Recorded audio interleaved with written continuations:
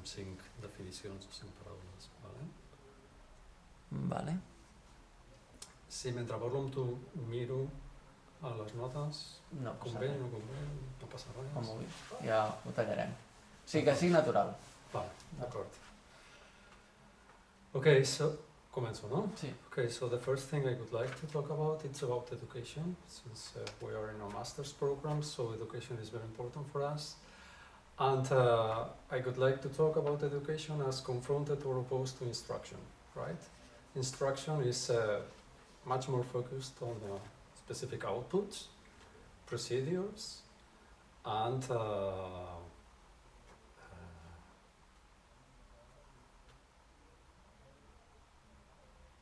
protocols. Okay, I will start again. Okay. Let's talk about education and instruction, which I think it's a very important distinction for us as a program.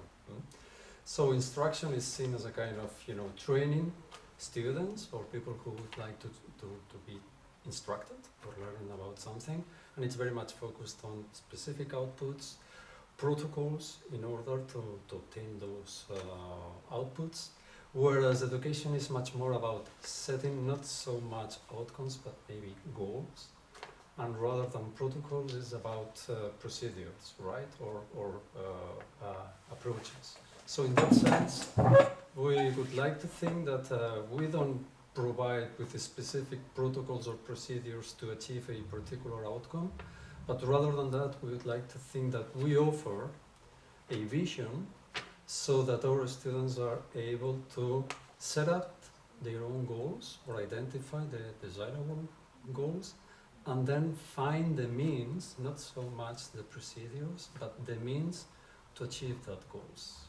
To put it in short, education is much more about being able to pose the proper questions and finding the way to answer those questions, rather than find a solution or a straight line or way to achieve a already posed question.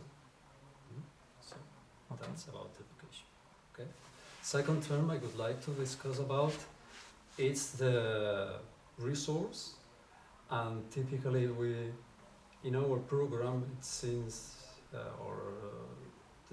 resources we are dealing with are mostly energy, water, and the society as a resource also. But I'm also interested in land, seeing land and soil as a resource, because land, it has a triple component the way I see it. It's obviously a resource, it's a limited resource. Our cities, our living environment, it happens on soil, on land, right? And it's limited. And when it comes to urbanization, that's very clear. There is a struggle about land and so on. So in that sense, it's a resource. But at the same time, it's the space we live in. So there is the component of inhabitability of land transformed into buildings or urban spaces. So land, it has this dual meaning, which is not only a resource, but it's also the space where the struggle on resources happens, right? And then it's also, there is a triple component, which when it comes with our modern or contemporary development of urban environments, land becomes also the currency.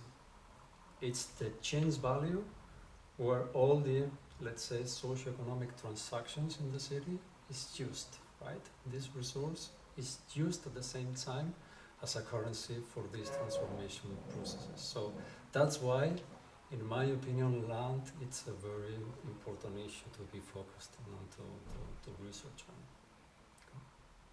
So third, has especificat resource sí, com a land específicament. Land i resource. Vale. Yes, because typically when we think in terms of resource, and that comes from a long tradition on metabolic, urban metabolism, the change of matter and flows, typically this has been handled as a way to research on physical or material resources, right? Water and energy are quite clear in that sense, or even building materials and so on, right? But so far land as a resource has not been as sharply treated as other resources like water, right?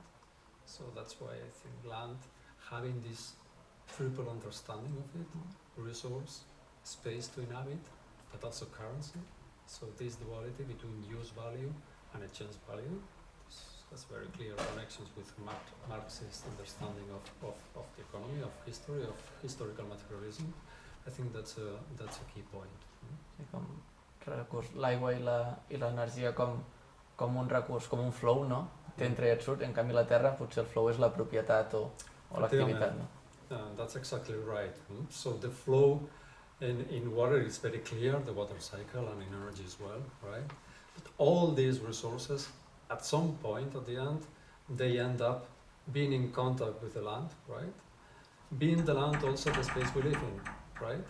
So yeah, that's for me a very important issue to be taken into consideration when it comes to sustainability.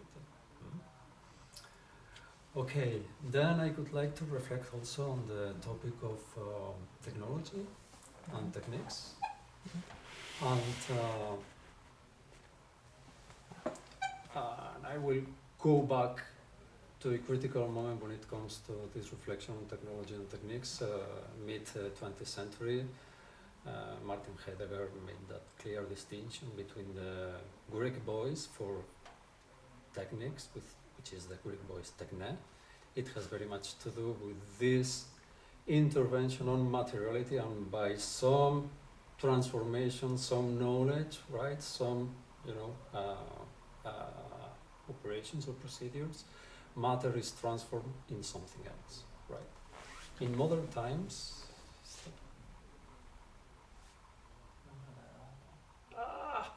well, queda començada. No, o sigui, no sé, o sigui, això està gravant, Vull dir, com aquí ho tenim gravat. Tu diràs si val la pena buscar jo crec que no, en tot cas, ja farem una relectura. D'acord. Sí, una... D'acord. So, technology again. No ha passat mai, És el primer cop que em passa. Well, no problem. Technology is, for me, it's a very interesting component because, as I said, Martin Heidegger shows us the distinction between techniques, techne, Greek voice, which has to do with this material transformation of reality or through some procedures, right?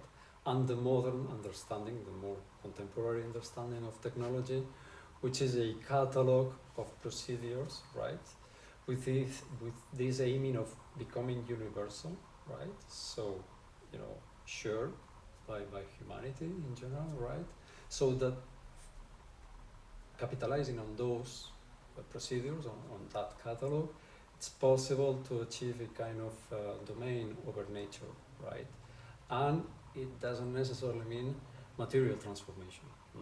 Technology can also be applied or can be, understood as a, social technology or institutional technology. In my view, for instance, urban planning is a technology also in itself. Maybe it doesn't have a direct transformation on a particular material, but of course, very clearly it has an impact on our living environments, right? And there is a kind of knowledge or procedures that allow for this transformation, right?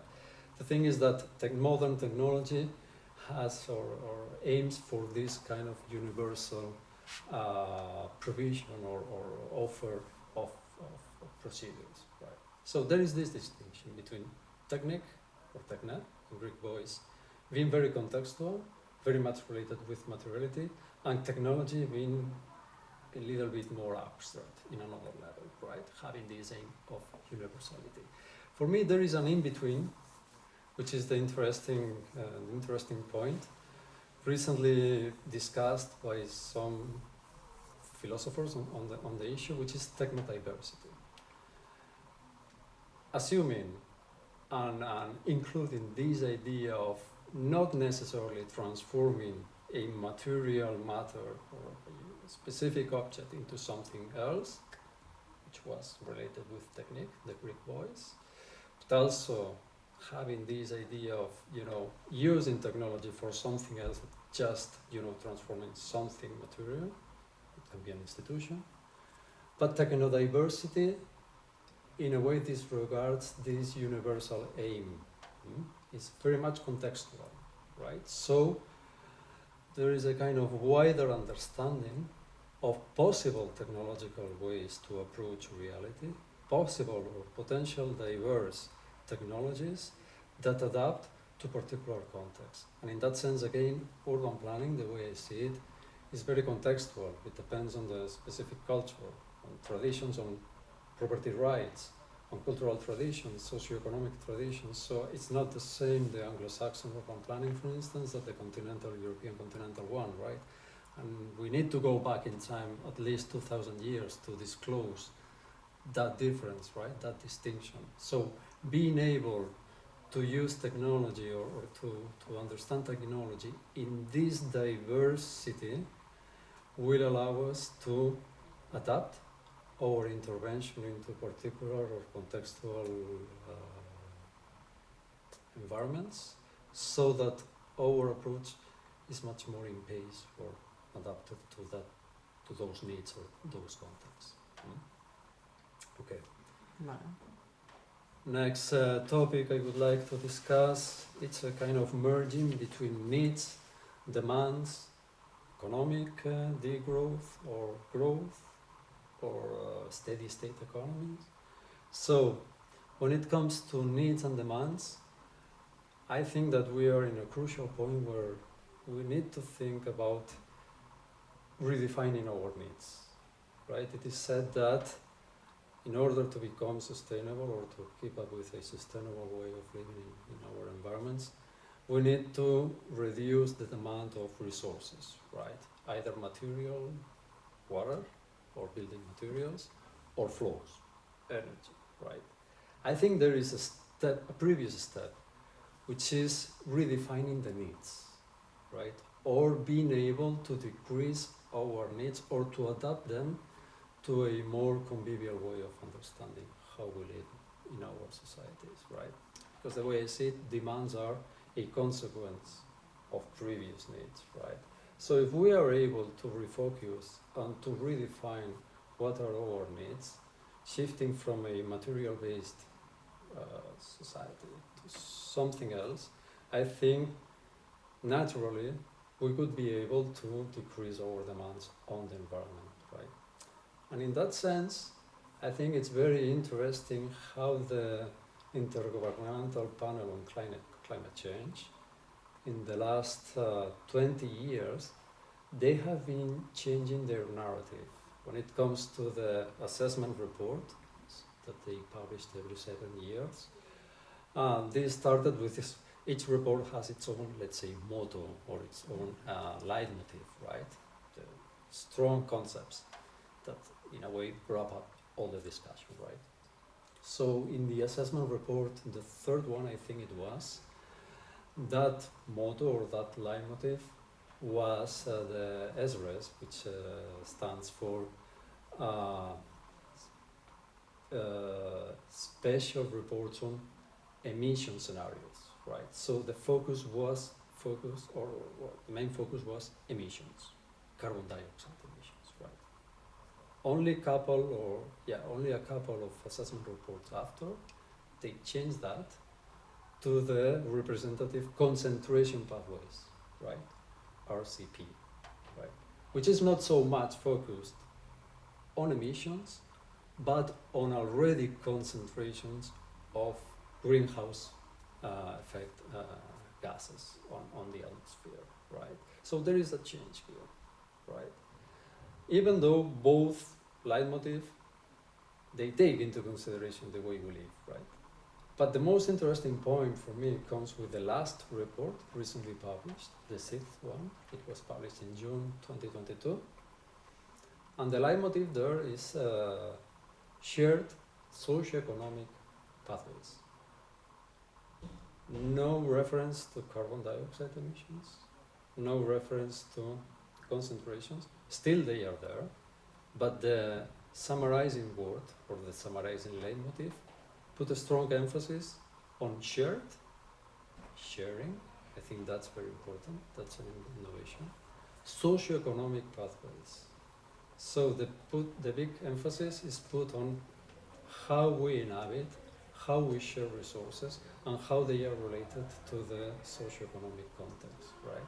So I see that, and of course we need to go deep into the reports, and at the end we will discover that mostly all of them talk about similar issues, but that, you know, branding or that important or main word that is used, for me it's very important. And now, building this narrative and focusing on the shared socioeconomic pathways, it's a very important step, the way I see it, right? For the first time, it's clear, it's explicit, that in order to reduce carbon dioxide emissions or the concentration on the greenhouse effect on the atmosphere, needs to take into consideration and goes through a change in our way of living, right? And the shared component, it's also for me very important. Share is no more nor less than defining the rules how we share our commons.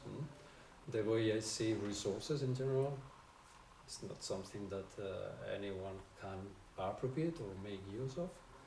It's a shared common, a pool of resources we have on Earth.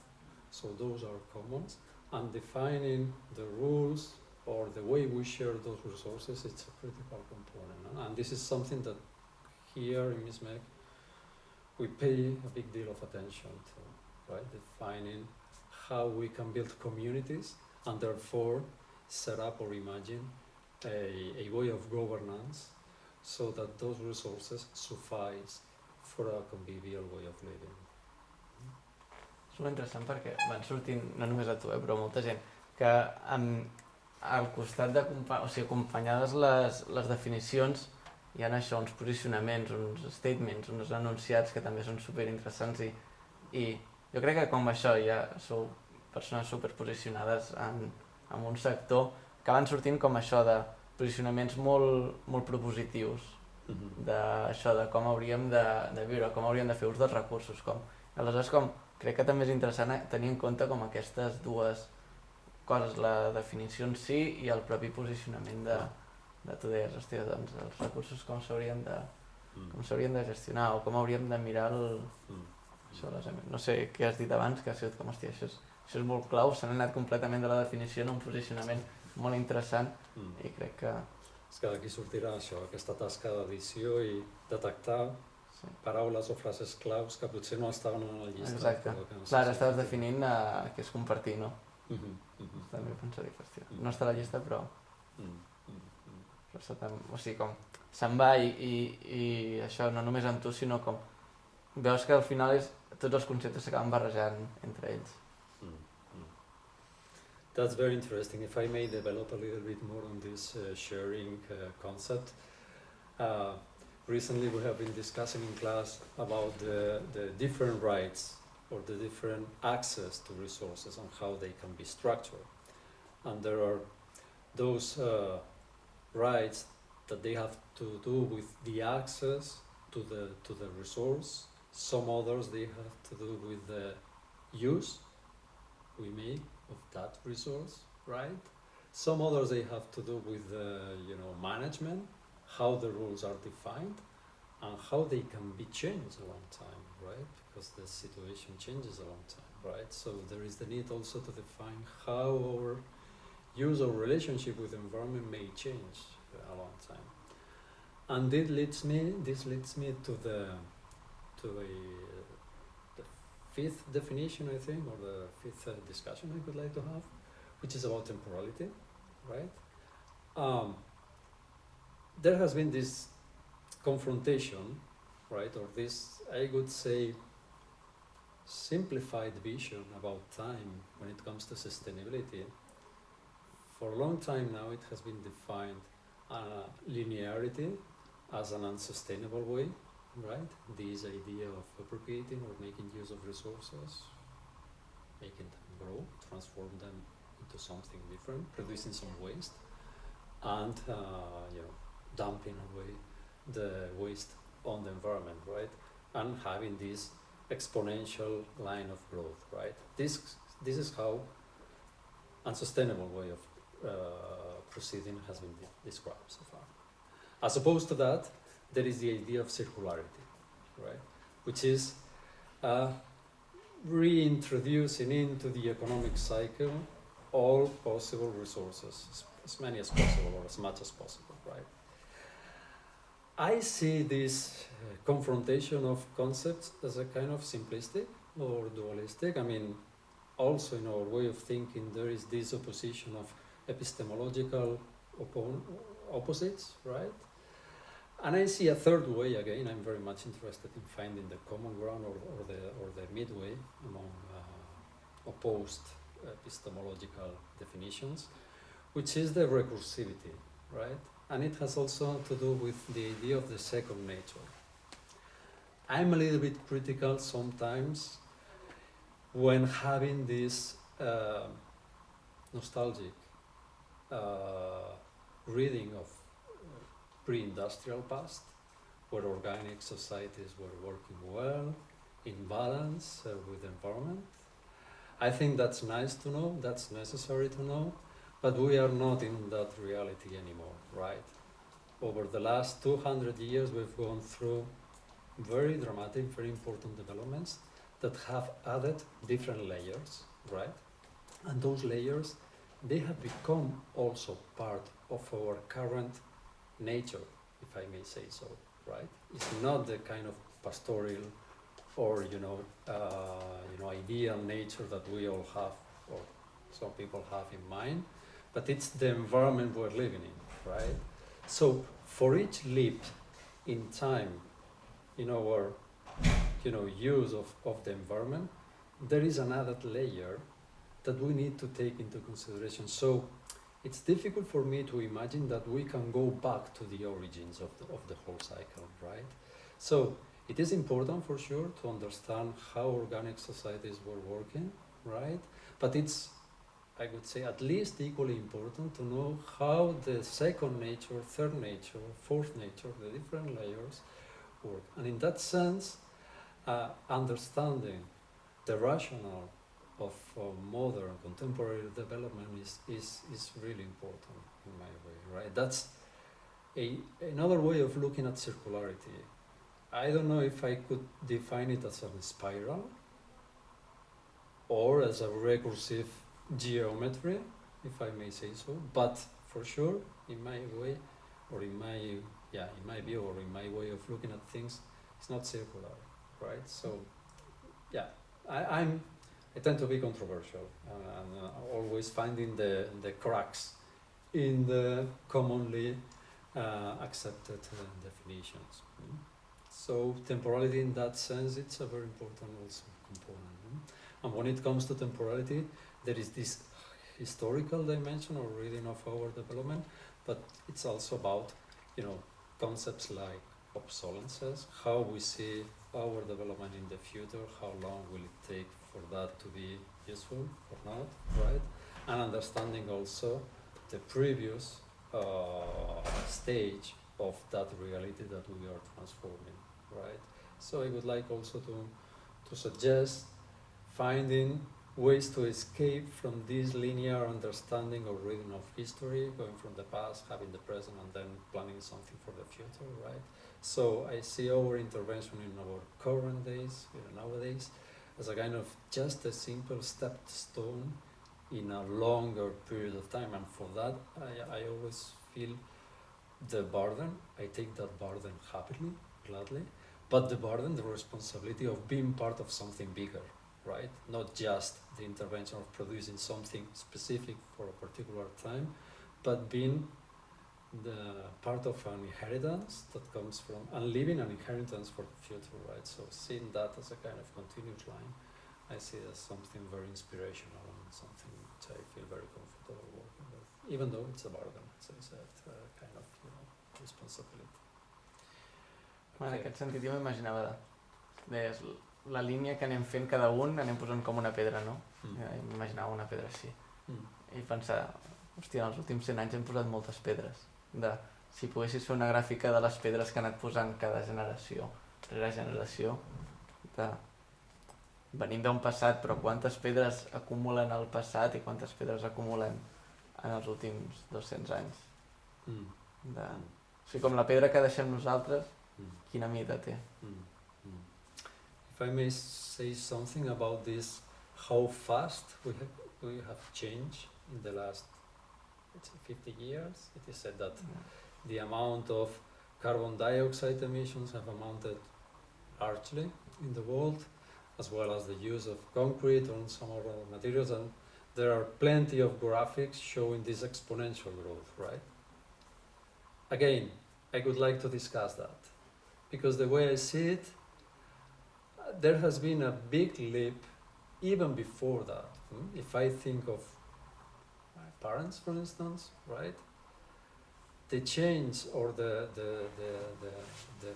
speed that they experience along their life, coming from an agricultural area and migrating to a big metropolis and so on, I think that in a lifetime they experience a far more dramatic change that I expect to experience, I think. So sometimes you need kind of, critical distance from the past in order to evaluate what has happened.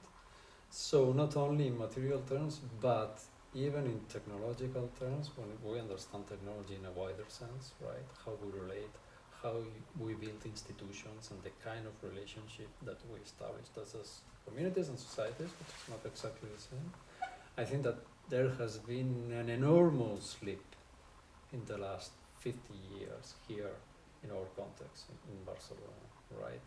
And that leap is bigger, I think, from the social standpoint than even from the material standpoint. Of course, they go hand by hand, right? But I think we paid a lot of attention to the material dimension of that, but the social dimension is incredibly skewed. I feel that we are still processing that, and we still need to understand what does that mean in terms of how we organize as societies. I have a little obsession, I have to confess, and maybe this is not for to be included into the interview, but I see urban planning as a cornerstone of everything, because at the end, when it comes to governance, when it comes to defining not necessarily the rules, but the way we share things, we can apply, or you can think of several ways or several spheres or fields where we set up those rules, right? But when it comes to space, the materiality of cities, I think that particular dimension of defining how we share things, it all comes to urban planning, and maybe some other regulations like the technological code for buildings and so on, but that's something that I'm particularly interested in. Not because that's something we need to comply with.